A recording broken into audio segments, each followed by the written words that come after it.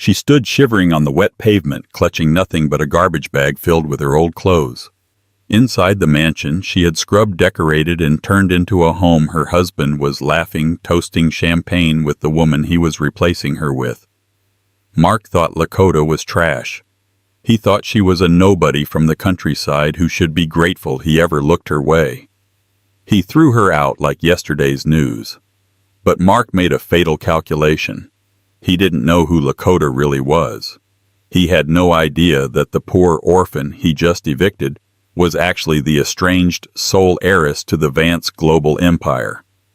And by the time the fleet of black Rolls-Royces pulled up to the curb, it was already too late for him to beg. The clock on the wall ticked loudly, echoing through the silence of the large modern kitchen. It was 8:00 p.m. The roast chicken, seasoned with rosemary just the way Mark liked it, had been sitting on the counter for an hour, slowly losing its heat. Lakota Sterling wiped her hands on her worn-out apron and checked her reflection in the darkened window. She looked tired.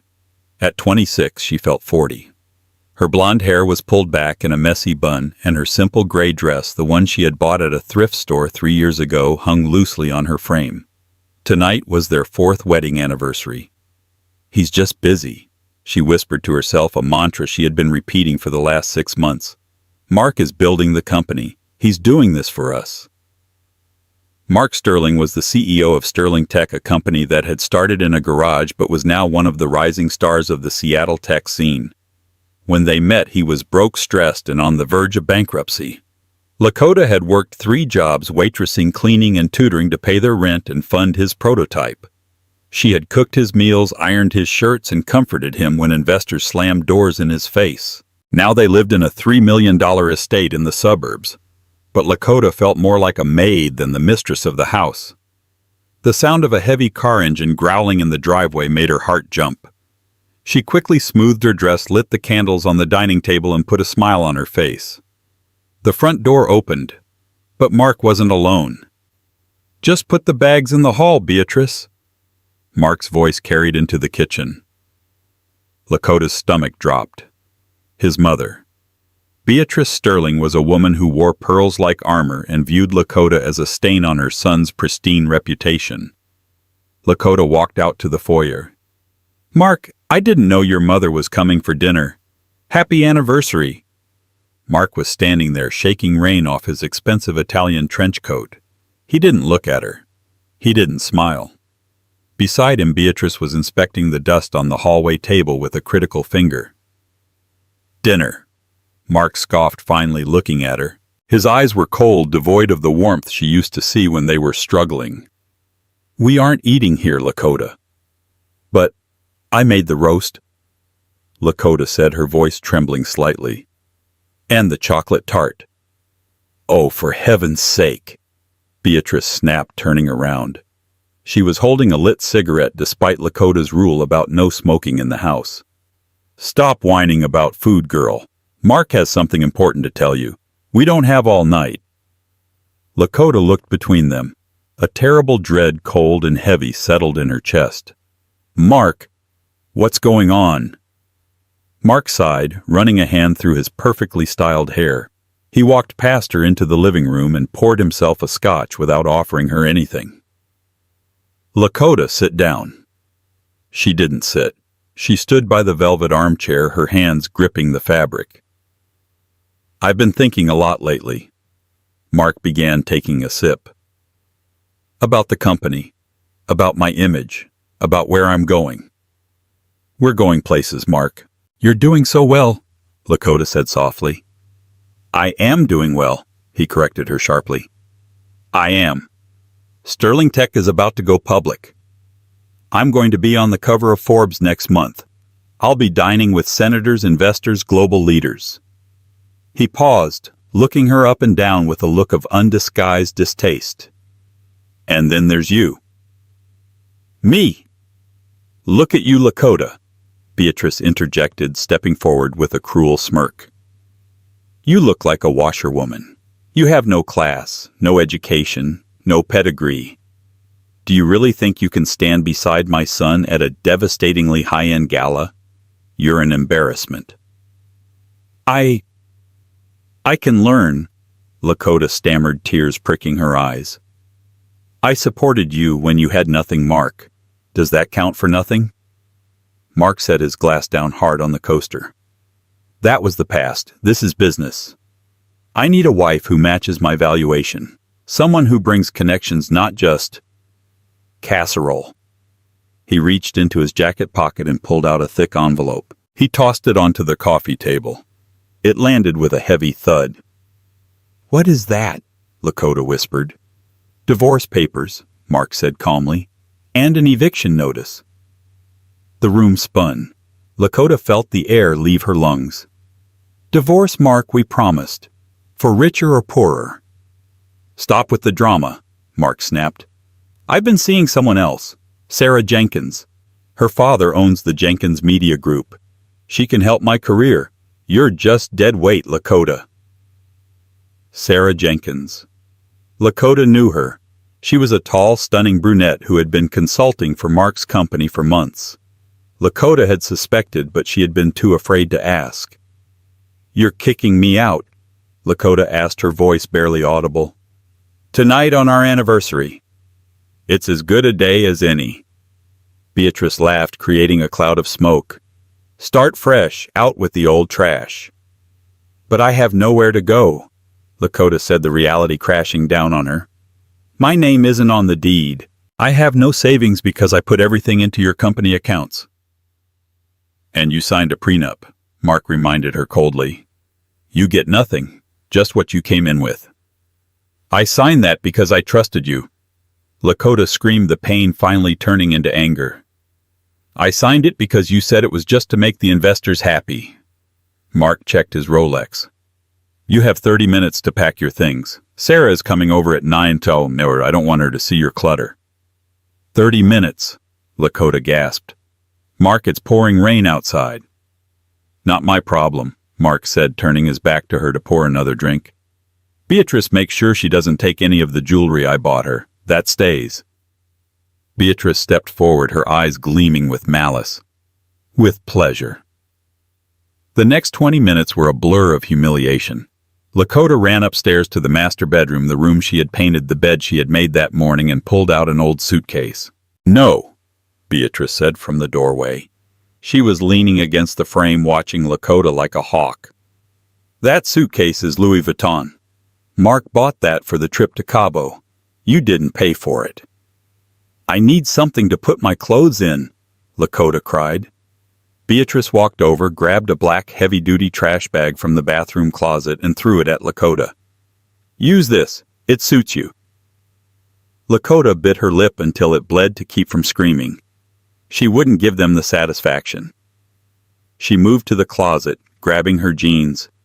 Her old sweaters, the comfortable sneakers she wore to do the grocery shopping. She reached for a diamond necklace on the dresser, a gift from their second anniversary. Beatrice's hand shot out and clamped around Lakota's wrist. Her grip was surprisingly strong. Thief, put it down. It was a gift, Lakota hissed. It was an investment on Mark's part. An investment that didn't pay off. Drop it. Lakota dropped the necklace. She shoved her meager belongings into the plastic bag. She grabbed her phone and her charger. She looked around the room one last time. There was a framed photo of them on the nightstand taken 4 years ago. They were eating pizza on the floor of their empty apartment, laughing. Mark looked at her with such love in that photo. She grabbed the photo frame and smashed it on the floor. Beatrice jumped back. You crazy?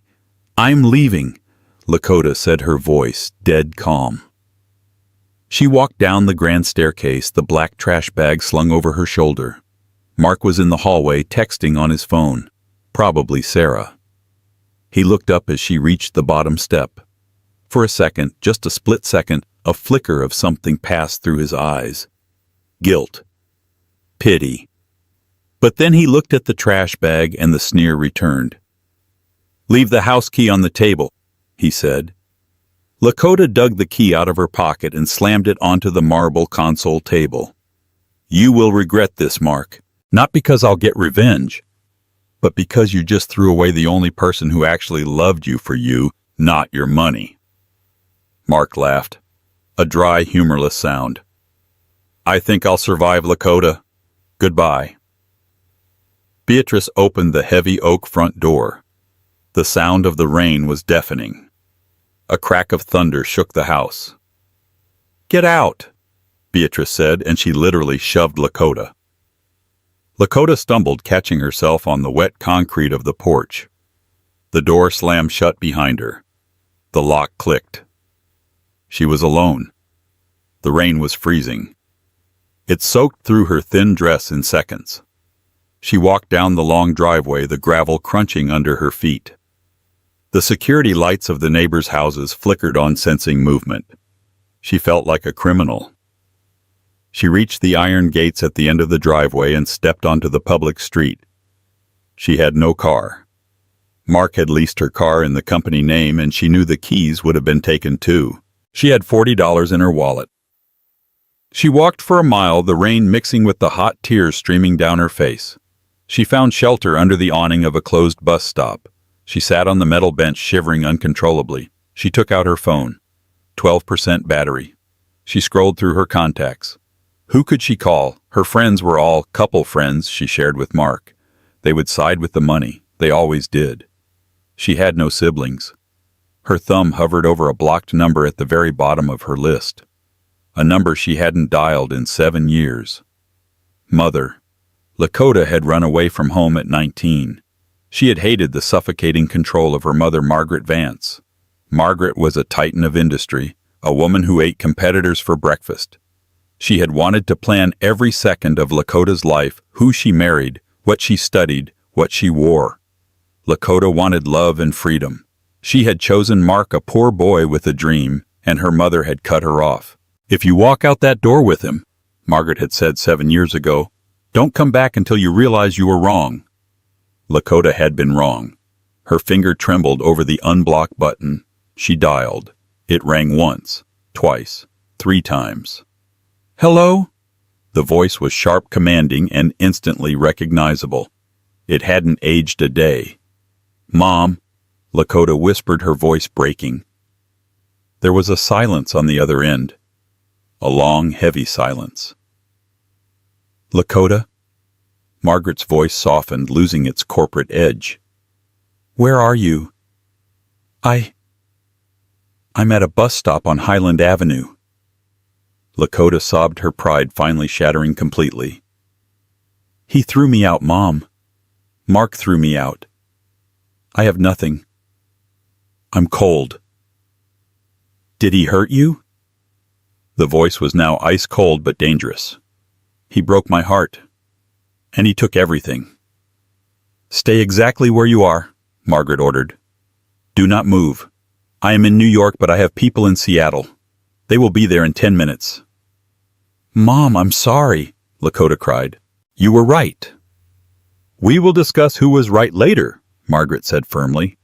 Right now, you are a Vance, and no one treats a Vance like garbage and gets away with it. Dry your tears, Lakota. The game just changed. The line went dead. Lakota lowered the phone. She hugged the wet trash bag to her chest. For the first time in hours, despite the freezing rain, she felt a tiny spark of heat in her chest. It wasn't love. It was anger. 5 minutes later, the darkness of the street was pierced by blindingly bright LED headlights. It wasn't a taxi. 2 black Cadillac Escalades screeched to a halt in front of the bus stop. 4 men in dark suits jumped out holding large umbrellas. They moved with military precision. One of them, a tall man with a scar on his cheek, opened the back door of the lead car. He bowed his head slightly. Ms. Vance, he said, ignoring her trash bag and soaked appearance. Your mother is on the private jet. She will meet you at the penthouse suite at the Four Seasons. Please come in out of the rain. Lakota stood up. She looked back in the direction of the house she had been kicked out of. Let's go, she said. The suite at the Four Seasons was larger than the entire ground floor of Mark's house. It smelled of fresh lilies and expensive leather. Lakota had showered, scrubbing the feeling of Mark's betrayal off her skin, and was now wrapped in a plush white robe. She sat on the edge of the king-sized bed, staring at the city skyline. The door opened and Margaret Vance walked in. She was 60 but looked 45. Wearing a tailored Chanel suit and heels that clicked sharply on the marble floor, she radiated power. She didn't run to hug Lakota. That wasn't her way. She walked over, sat in the armchair opposite the bed, and looked her daughter up and down. "You look thin," Margaret said. "And pale." "It's been a long night," Lakota said quietly. "I looked into Sterling Tech on the flight over," Margaret said, crossing her legs. "Mid-size hardware firm. Going public next week. Valuation projected at roughly $400 million. Your ex-husband thinks he is a king." "He is," Lakota said bitterly. "In his world he is." "His world is a sandbox," Margaret scoffed. "And I am about to kick over his castle." Margaret leaned forward. "Lakota, you left because you wanted a simple life. You wanted true love. You got a narcissist who used you as a stepping stone. Now you have a choice. You can cry, take a settlement check I will force out of him, and go live quietly somewhere." Margaret paused, her eyes locking onto Lakota's. "Or you can take your rightful place as my successor. You can come back to Vance Global. We own the bank that finances his loans. We own the media company his new girlfriend's father operates under. We own the land his factory is built on." Lakota looked up. She thought about Beatrice laughing at her clothes. She thought about Mark throwing the divorce papers on the table. She thought about the rain. "I don't want a settlement," Lakota said. Her voice was stronger now. "Good." Margaret smiled a shark-like grin. "What do you want?" "I want him to know," Lakota said. "I want him to know exactly what he threw away. I want to buy his company mom. I want to be the one standing there when he realizes he's lost everything." Margaret stood up and walked over to the bed. For the first time, she placed a hand on Lakota's shoulder. It was a rare gesture of affection. "Welcome back to the family, Lakota. Get some sleep. Tomorrow we go shopping. If you are going to destroy a man, you need to dress for the occasion. The makeover." The next 3 days were a whirlwind. Lakota wasn't just given new clothes, she was armored. The stylist cut her hair into a sharp, sophisticated bob. The thrift store dresses were replaced by Armani, Gucci, and custom-tailored blazers that screamed authority. A team of lawyers briefed her on the intricacies of Vance Global's holdings. Lakota was smart. She had always been smart. She had an MBA before she met Mark, a degree she had hidden away to play the role of the supportive housewife. Now that knowledge came flooding back. Sterling Tech's IPO launch party is this Friday, Margaret told her over breakfast on the 4th day. "It's the event of the season. Everyone will be there. Mark, his mother, the mistress." "And us?" Lakota asked, sipping her espresso. "We have an invitation." Margaret slid a gold-embossed card across the table. "Though they think they are inviting the CEO of Vance Global, a mysterious investor, they are desperate to court. Mark doesn't know the CEO is his mother-in-law. He never asked about your family, did he?" "Never," Lakota said. "He told me my past didn't matter because I was nobody." "Perfect," Margaret said. "You will attend as my representative, the new director of acquisitions for Vance Global." "He'll recognize me," Lakota said. "Will he?" Margaret gestured to the mirror. Lakota looked. The woman in the reflection wasn't the tired housewife in the gray rag. She was stunning sharp and radiating a cold, dangerous beauty. She wore a backless emerald green gown that cost more than Mark's car, and diamonds dripped from her ears. "He might recognize the face," Margaret said, "but he won't recognize the power. And by the time he figures it out, you will already own the room." The grand ballroom of the Ritz-Carlton was a sea of black tuxedos and designer gowns. Crystal chandeliers the size of small cars hung from the ceiling, casting a golden glow over Seattle's elite. Mark Sterling stood at the center of the room, a glass of vintage champagne in his hand. He looked impeccable in a midnight blue tuxedo. Beside him, Sarah Jenkins glittered in a red sequined dress that was cut low enough to be scandalous, but expensive enough to be considered fashion. "You've outdone yourself, darling," Sarah purred, tracing a finger down Mark's lapel. Everyone is looking at us. We are the power couple of the year. Mark smirked, scanning the room. They know Sterling Tech is the future, and with your father's media connections pushing the IPO, we're going to be billionaires by Monday. Beatrice Sterling approached them holding a plate of hors d'oeuvres. She looked triumphant. I just heard the senator asking about you, Mark, and to think 3 days ago you were worried about that little mouse making a scene. Lakota. Mark laughed, waving his hand dismissively. I've already forgotten her name. The lawyers sent the papers to her old email. She's probably crying in a motel somewhere. Good riddance. Beatrice sniffed. Now focus. The representative from Vance Global is supposed to be arriving any minute. If we secure their investment, the stock price will triple at the opening bell. I heard Vance Global is run by some iron lady, Sarah said, sipping her drink. Margaret Vance, but she sent a proxy. Probably some stiff accountant, Mark said confidently. I'll charm him, get the signature, and we'll celebrate. Suddenly, the hum of conversation in the ballroom died down. It started near the entrance, a ripple of silence that spread outward until the entire room was quiet. Heads turned. The double doors swung open. A woman stepped through. She was breathtaking. She wore a floor-length gown of deep emerald silk that clung to her curves like liquid. The back was entirely open, revealing flawless skin. Around her neck sat a diamond choker that caught the light with such brilliance it made the other jewelry in the room look like costume glass. Her blonde hair was cut in a sharp chic bob that framed a face of icy perfection. She didn't walk. She glided. 2 large bodyguards trailed her, but she commanded the space all on her own. Who is that? Sarah whispered, her jealousy flaring instantly. Mark's jaw tightened. He felt a strange tug in his chest, a sense of familiarity he couldn't place. I don't know. But look at the way the crowd parts for her. She's important.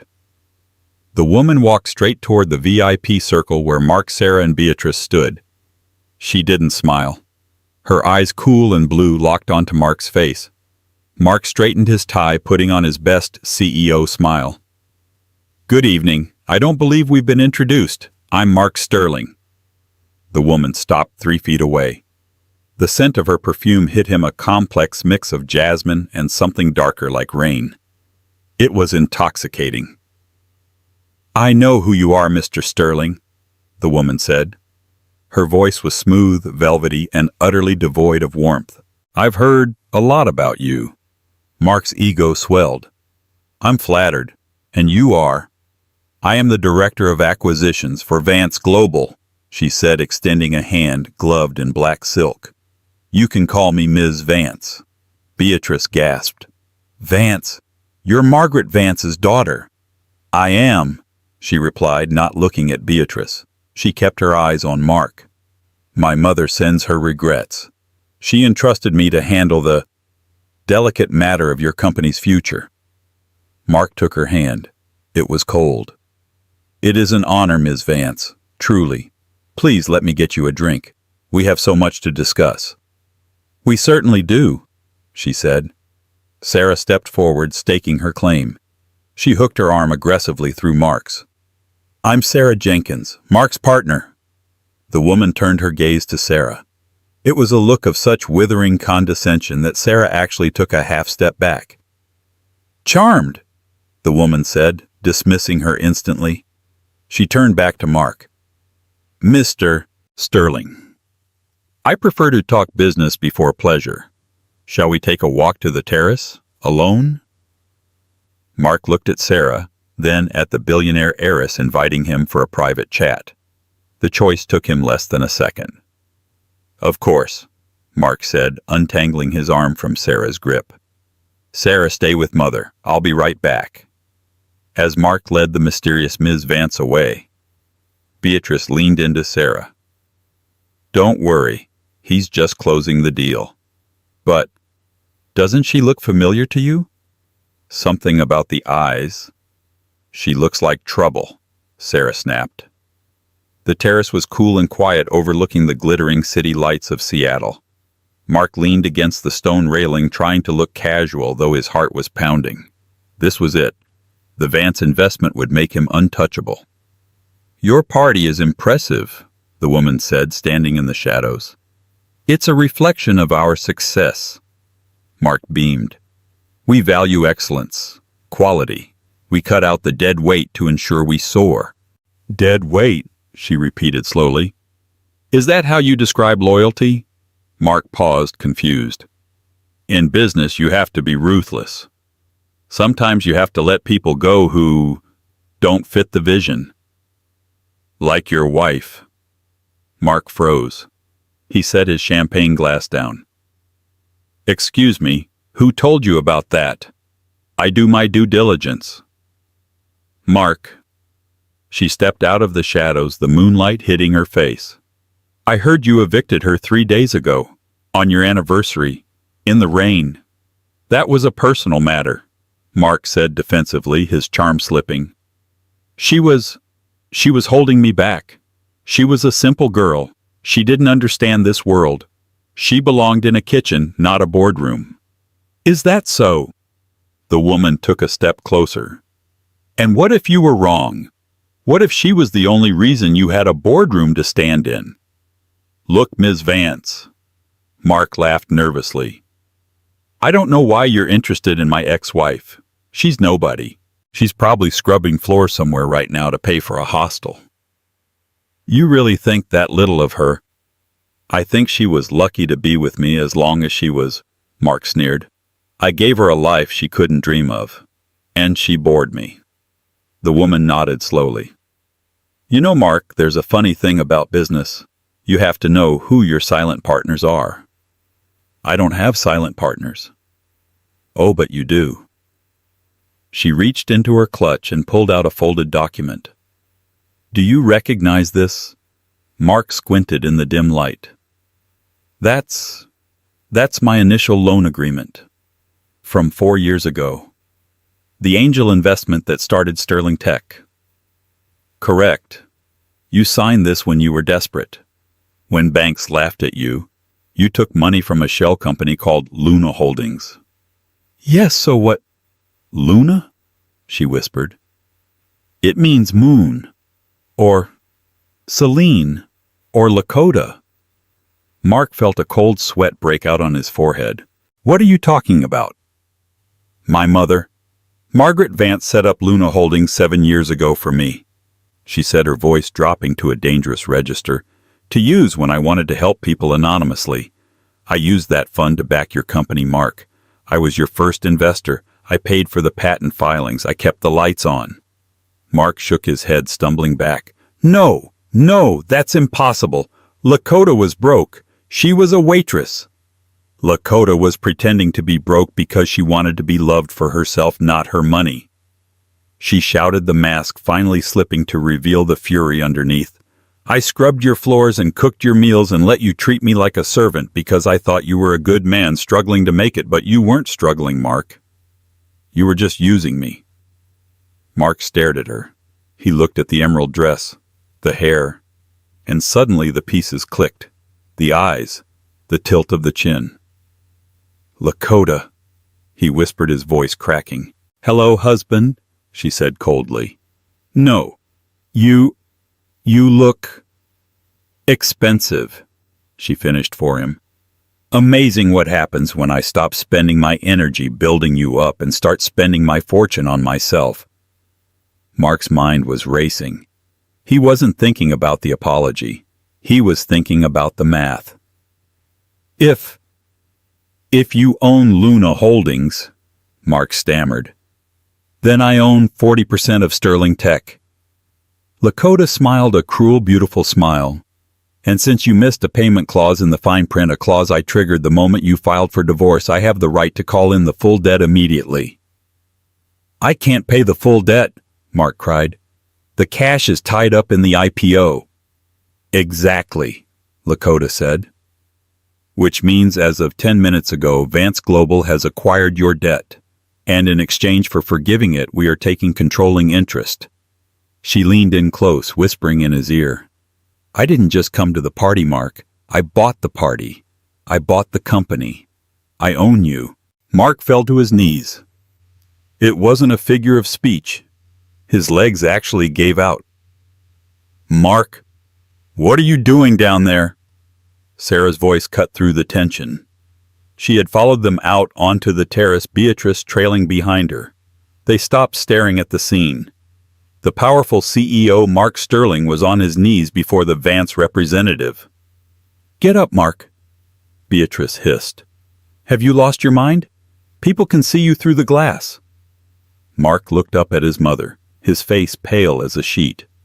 Mom, it's her. Who? Beatrice demanded. It's Lakota. Beatrice froze. She squinted at the woman in the emerald dress. Don't be ridiculous. That fashion model is not your frumpy ex-wife. Oh, Beatrice, Lakota said, turning to face her mother-in-law. I always loved how you underestimated me. It made it so much easier to hide in plain sight.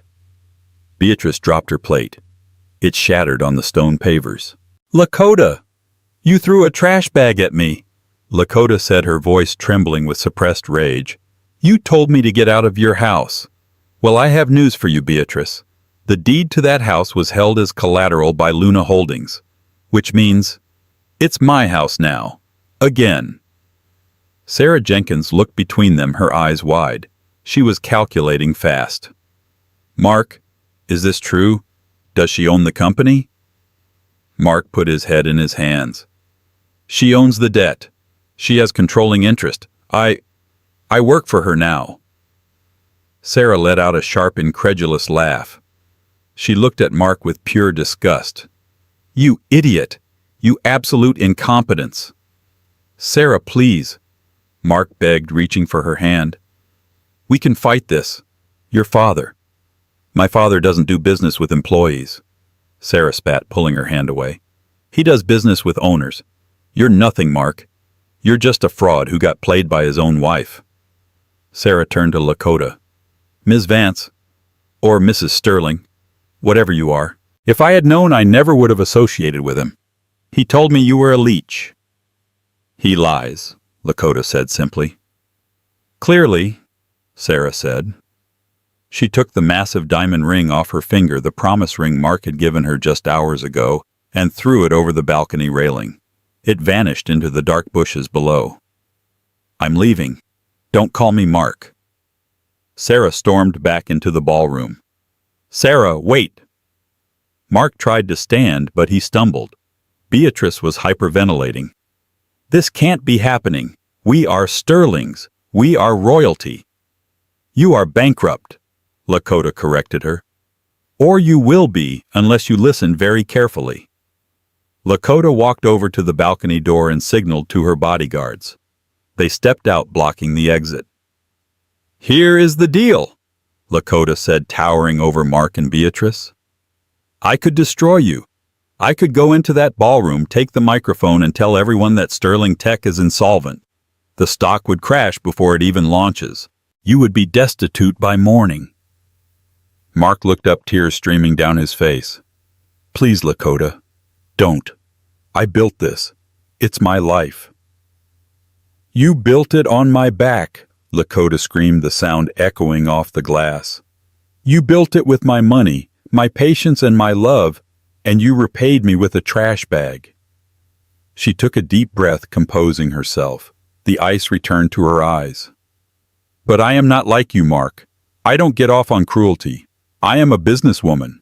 And Sterling Tech has potential even if its CEO is a failure. What do you want? Mark asked. I'm keeping the company, Lakota said. It will be absorbed into the Vance Global portfolio. You will remain as CEO, in name only. Mark blinked. What? You will be a figurehead, Lakota explained. You will smile for the cameras. You will shake hands. But I will make every decision. I will control every dollar. And your salary, it will be reduced to minimum wage. Minimum wage? Beatrice shrieked. How will we live? You can live in the guest cottage, Lakota said to Beatrice. I'm taking the main house back, or you can leave, and take your trash bags with you. Lakota checked her diamond watch. Now fix your tie, Mark. Wipe your face. We have an announcement to make to the shareholders. You are going to introduce me as your new chairman of the board. I can't, Mark whispered. Everyone will know I lost. Yes. Lakota smiled, and it was the most terrifying thing he had ever seen. They will. Now get up. Mark stood up on shaking legs. He looked at the woman he had discarded, the woman who now held his entire life in her manicured hand. He realized with a sickening jolt that he had never really looked at her until this moment. And now he would never be able to look away. Lakota turned and walked back toward the ballroom, the lights framing her like a halo. "Coming, darling," she called back over her shoulder. Mark hung his head and followed her. The alarm clock on the bedside table buzzed with a grating mechanical sound that seemed to mock the headache pulsing behind Mark Sterling's eyes. He slapped it off, groaning as he sat up. The mattress beneath him was lumpy, a far cry from the hand-stitched imported Italian mattress he had slept on for the last 4 years. He looked around the room. The paint was peeling in the corner where the roof leaked. The air smelled of mildew and old dust. This wasn't the master suite of the Sterling estate. This was the guest cottage, a glorified shed at the bottom of the garden that had previously housed the groundskeeper. Now it housed the former king of Seattle Tech. "Mark," Beatrice's voice screeched from the kitchenette. "The water heater is dead again. I'm trying to wash my face with ice water." Mark rubbed his face, feeling the stubble. He couldn't afford the professional shaves he used to get daily. "I'll look at it later, Mother. I have to go to work." "Work?" Beatrice spat the word like a curse. "You mean servitude." Mark ignored her, pulled on his suit, the same charcoal one he had worn yesterday, because the dry cleaning bill was no longer covered by the company expense account, and stepped out into the drizzle. The walk up the winding driveway was the longest mile of his life. To his left, the main house rose majestically against the gray sky. He saw lights on in the master bedroom. He imagined Lakota in there, perhaps sipping the organic green tea she loved, looking out at the empire she had reclaimed. He had to scan his badge at the service entrance. The front door was restricted. The little red light on the reader blinked green, unlocking the door with a heavy clack that sounded like a prison cell closing, not opening. Inside the headquarters of Sterling Tech, now a subsidiary of Vance Global, the atmosphere was suffocating. The glass walls he had installed to symbolize transparency now served to put his humiliation on display for everyone to see. As he walked toward his office, conversations died instantly. Employees he had hired, people who used to scramble to open doors for him, now suddenly found their shoes incredibly interesting. He heard a stifled giggle from the marketing department. He reached his office. The plaque on the door still read, "Mark Sterling, CEO." But below it someone had taped a new laminated sign reporting to the office of the chairman. He sat down. His computer was locked out of the financial servers. He had access to email, the calendar, and the cafeteria menu. That was it. "Mr. Sterling." Mark jumped. Jessica, his former executive assistant, stood in the doorway. She didn't look terrified of him anymore. She looked exhausted. "What is it, Jessica?" Mark snapped, trying to summon a shred of his old authority. "The board meeting is starting in 10 minutes, she said, checking her tablet. "Ms. Vance sent a memo. She requested that you bring the revised Q3 physical prototypes to the conference room. Oh, and she mentioned the coffee machine on the executive floor is broken, so if you could stop by the break room on the 4th floor and bring a pot up, that would be helpful." Mark's blood ran cold. "She wants the CEO to fetch coffee." Jessica sighed. "She said that true leaders serve, Mr. Sterling. Don't shoot the messenger." Mark stood up, his fists clenching so hard his knuckles turned white. He wanted to flip the desk. He wanted to scream. But he knew the terms of the contract Lakota had forced him to sign. If he quit, he forfeited his salary in the cottage. He would be on the street with nothing but his debt. He was trapped in a golden cage of his own making. He walked to the elevator, rode it down to the 4th floor, brewed a pot of cheap office coffee and carried the tray back up. The shame burned his skin like fire. When he entered the boardroom, the air was crisp and smelled of expensive cologne. Lakota sat at the head of the long mahogany table. She looked radiant, wearing a cream-colored power suit that made her glow. She was typing on her laptop, not even looking up as he entered. To her right sat a man Mark had come to loathe with every fiber of his being, Julian Thorne. Julian was everything Mark had pretended to be. He was old money, effortlessly sophisticated, and possessing a razor-sharp intellect that made Mark feel like a child. Lakota had brought him in as the strategic consultant, but everyone knew he was the new power behind the throne. "Ah, Mark," Julian said, flashing a smile that didn't reach his eyes. "Right on time. Is that the dark roast? Lakota prefers a lighter blend in the morning, but we'll make do." "I am not a barista, Julian," Mark said through gritted teeth, slamming the tray down on the side table a little too hard. Coffee sloshed onto the saucer. "Careful," Lakota said, finally looking up. Her eyes were cool, detached. "That tray is silver-plated. We don't want to damage company assets, do we?" Mark took his seat at the far end of the table, the foot. "Let's just get this over with. I have ideas for the new interface update. If we pivot to a subscription model—" "We aren't doing the subscription model," Lakota cut him off. "Julian ran the numbers. It alienates 30% of our user base. We are scrapping the interface update entirely." "Scrapping it?" Mark stood up. "That was my baby. I spent 6 months developing that concept." "And it was a bad concept," Lakota said simply, as if discussing the weather. "It was flashy, expensive, and lacked substance. Much like your management style, Mark." A few board members coughed into their hands to hide their discomfort. "Sit down, Mark," Julian said softly. "We have more pressing matters. The sanitation audit." Mark froze. "The what?" "The basement archives," Julian explained, sliding a thick file down the long table. It stopped perfectly in front of Mark. "There's a mold issue. As CEO, you are responsible for the physical integrity of the building.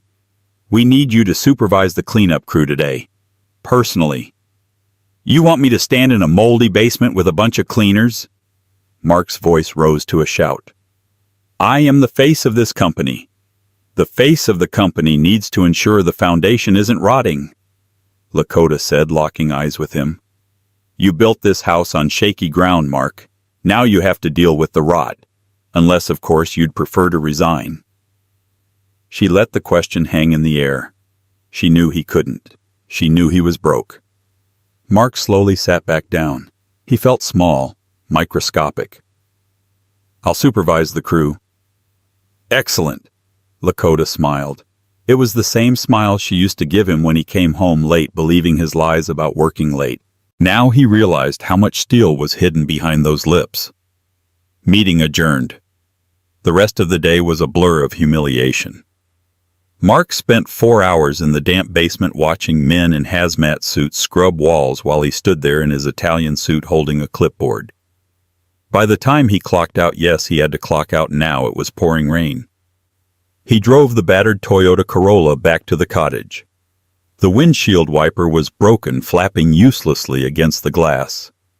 When he opened the door to the cottage, the smell of burnt toast greeted him. Beatrice was sitting at the tiny kitchen table surrounded by unpaid bills.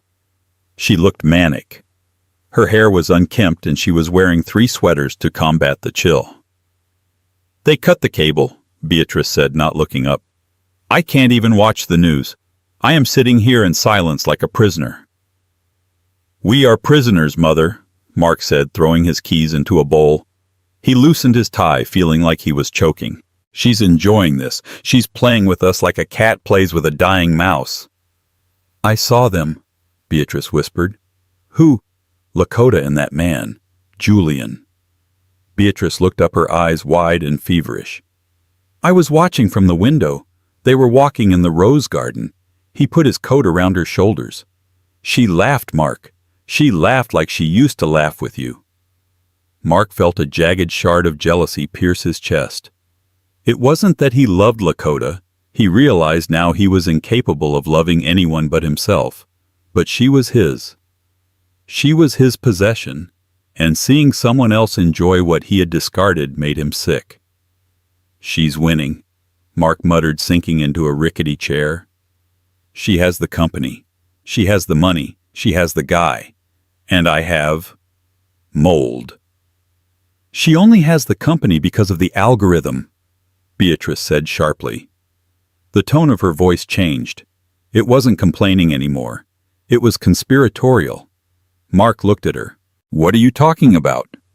Beatrice reached into her pocket and pulled out a crumpled piece of paper. "I went to the library today, using the public computer. I sent an email." "To whom?" "To Arthur Jenkins, Sarah's father." Mark sat up straight. "Are you insane if Lakota finds out?" "Lakota thinks we are beaten dogs?" Beatrice hissed. "She isn't watching us." "Listen to me, Mark," Jenkins replied. "He is still furious that the IPO failed. He blames Lakota for embarrassing his daughter. He wants to destroy Vance Global just as much as we do." So he made an offer. Beatrice smoothed the paper out on the table. "He knows the core value of Sterling Tech isn't the hardware, it's the source code. The AI learning algorithm you wrote 5 years ago. The one that predicts market trends." "The Oracle code," Mark nodded. "It's the backbone of everything. Jenkins says if we bring him the source code, the raw data, not the encrypted version, he can build a clone platform in 3 months. He can undercut Lakota, steal her clients, and bankrupt Sterling Tech within a year." "That's corporate espionage," Mark whispered. "That's prison time, mother." "And this," Beatrice gestured around the squalid room, "is this not prison? Look at you, Mark. You are fetching coffee for the man sleeping with your wife. You are a joke." Mark flinched as if she had slapped him. "Jenkins is offering $10 million. Beatrice dropped the bomb. "Cash, deposited into an account in the Cayman Islands. A private jet waiting at the airstrip to take us there tonight." Mark stared at the water stain on the wall. $10 million. He could leave Seattle. He could leave the shame. He could buy a new suit, a new car, a new life. He could be Mark Sterling again. "But the code is air-gapped," Mark said, his voice trembling. "It's on the physical servers in the library vault. Only the CEO has access." "You are the CEO," Beatrice smiled, a cruel skeletal grin. "Lakota kept you as the figurehead, remember? She thinks she stripped you of power, but did she change the biometrics on the vault door?" Mark thought back. He hadn't tried to enter the vault since the takeover. But his fingerprints, his retinal scan, they were hard-coded into the building's architecture. Lakota was thorough, but was she that thorough? She was arrogant. She probably thought he was too broken to try. "Tonight," Beatrice whispered, leaning across the table. "Tonight, while she is sleeping in her silk sheets, dreaming of her perfect life, you go in, you take what is yours, and we burn her kingdom to the ground." Mark looked at his mother. He looked at the unpaid bills. He closed his eyes and saw Julian Thorne's smug smile in the boardroom. The fear in his gut was replaced by a cold, hard resolve. "Get your things packed," Mark said quietly. "We're leaving tonight." It was 2:00 a.m. The main house was dark. The estate was silent save for the rhythmic sweeping of the rain against the trees. Mark crept up the driveway dressed in black.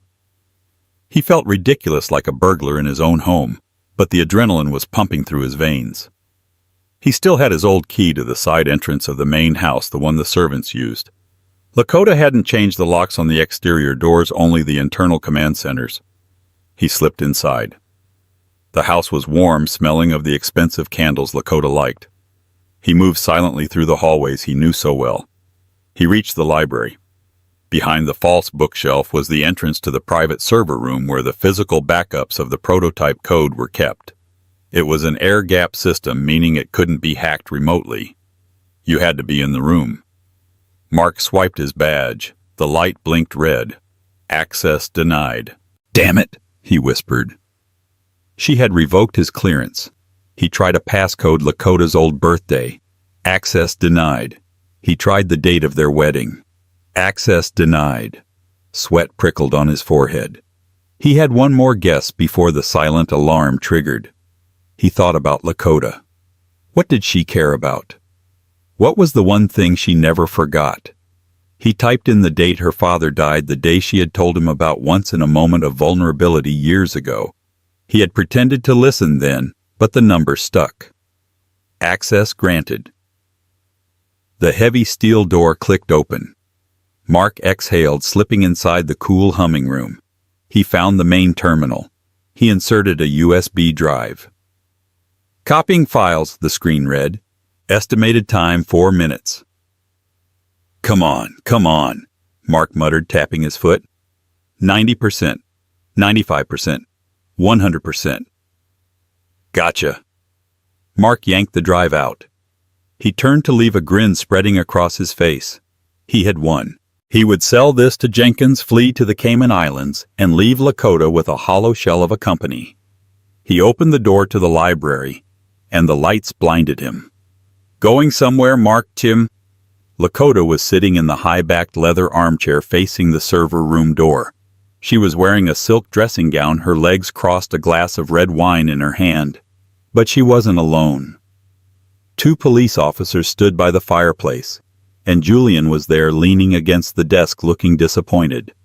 Mark froze. Lakota, I was just checking the backups. The storm. Save it, Lakota said, her voice tired. You really are predictable, Mark. Beatrice calls Jenkins' office at 10:00 a.m. on an unencrypted line from the cottage. Did you think I wasn't monitoring the phone lines of the property I own? Mark's face went white. You knew. I knew before you even left the cottage tonight, Lakota said, standing up. I knew when you walked up the driveway. I let you in. I let you guess the password. I let you copy the file. Why? Mark croaked. Because... Julian stepped forward, holding up a warrant. Attempting to steal corporate trade secrets is a felony, but actually stealing them? Crossing the threshold with the drive in your pocket? That's 10 to 15 years in federal prison. Lakota walked over to Mark. She reached into his pocket and pulled out the USB drive. You see, Mark, she said softly, I didn't want you just fired. I wanted you gone. I needed you to prove beyond a shadow of a doubt that you are exactly the snake I said you were. Lakota, please. Mark fell to his knees again. It was becoming a habit. My mother, she put me up to it. She's sick. We were desperate. You were greedy, Lakota corrected. You had a job. You had a home. It wasn't the palace you wanted, but it was more than you deserved. But you couldn't stand not being the king. She turned to the officers. Officers, he has the stolen property on his person. You have the security footage of the theft. Take him away. No! No! Mark screamed as the officers grabbed his arms. Lakota, we were married. Doesn't that mean anything? Lakota looked at him as they dragged him toward the door. It means I know exactly how to hurt you. As the flashing blue lights of the police cruiser illuminated the library, Beatrice ran into the room, hair wild, screaming. Mark. Grab her too, Lakota said to the remaining officer. Conspiracy to commit grand larceny. I have the recordings of her call to Jenkins. You witch, Beatrice shrieked as she was handcuffed. You ungrateful little gutter rat.